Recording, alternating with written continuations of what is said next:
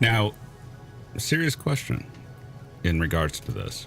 So, we have had people from the Pentagon going up in front of Congress and testifying, high level people, and they seem to paint a one picture that, well, we looked into this one time, Project Blue Book, didn't find anything, which everybody knows the problems with that program.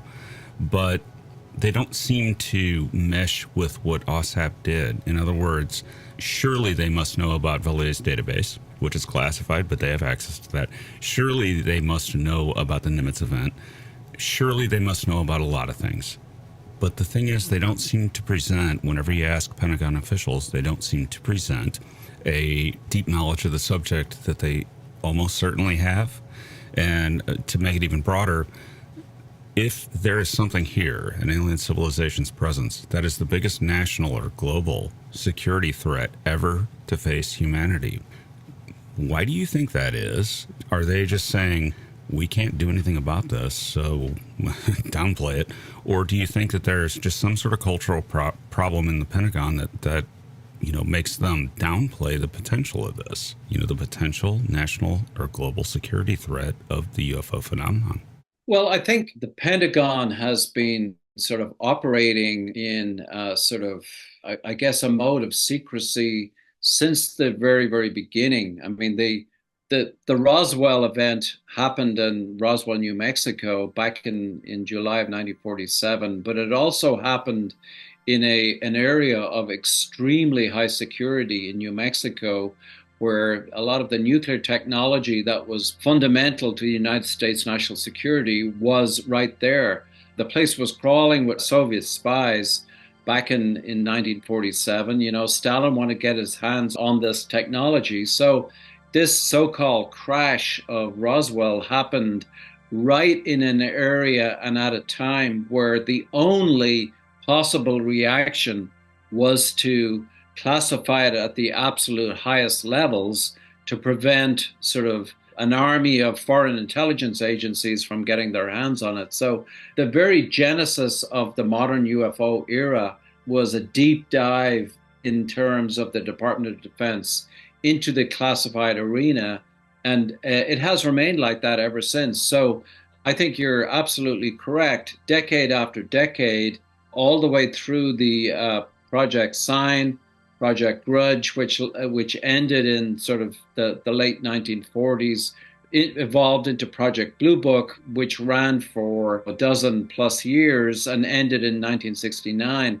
But all of these were essentially public relations efforts on the part of the United States Air Force and the various intelligence agencies to absolutely downplay the importance of the UFO topic. So the Pentagon has had a long, long history of avoiding the UFO topic, and it's almost like they've been on in autopilot for decade after decade, where all of this material, all of this evidence has been buried deep, very, very deeply, and it has never seen the light of day for decade after decade. And then in 2017, when the New York Times broke the story, December of 2017, New York Times broke the story about our program, the Defense Intelligence Agency program, plus the Tic Tac case.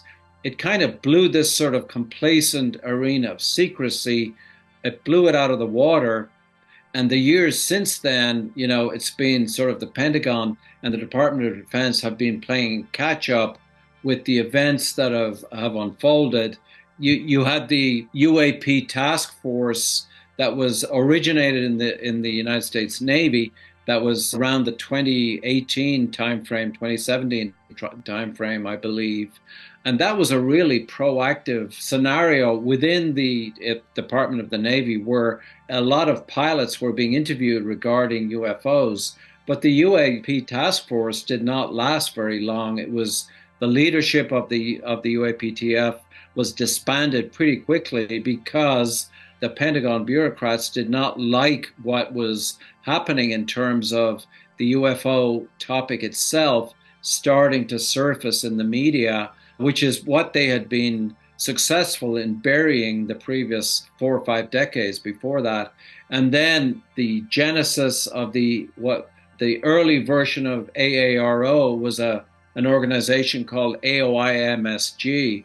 As the Pentagon loves these acronyms, I can't even remember what the name AOIMSG, but it was formed as a follow up to the UAPTF. And so AOIMSG was under the wing of the USDI, the Office of the USDI and Security, which is, as I mentioned earlier, is the exact opposite agency that you ever want to be involved with a UFO investigation, because it will never happen, because they've had decades of practice at slow walking and keeping it secret. And then AOIMSG evolved into AARO. So you've got a sort of a legacy of decades of secrecy where the real hardware is buried deep within the bowels of the Pentagon and deep within various aerospace contractors.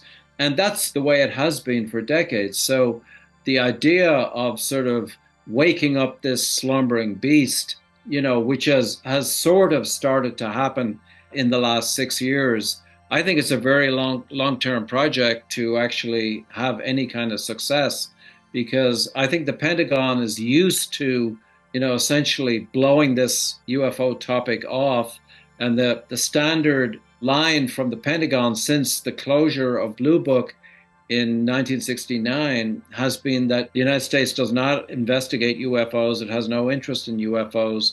UFOs do not constitute a national security issue for the United States. Therefore, the public is invited to move on. There's nothing to see here. It can't possibly not represent a national security threat, though. It would be, putting your hands to your ears and screaming, no, no, no, no, no.